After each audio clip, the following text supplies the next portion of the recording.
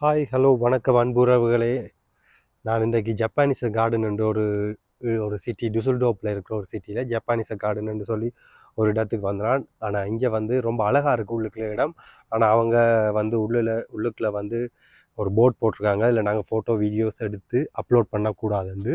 So நாங்கள் வந்து அங்கே இன்ஃபர்மேஷனில் போய் கேட்டது அங்கே இருக்குது. ஸோ அவங்க சொல்கிறாங்க, இந்த இடத்துல நீங்கள் வந்து ஃபோட்டோ எடுக்கலாம், ஆனால் ப்ரைவேட்டாக எடுக்கலாம்.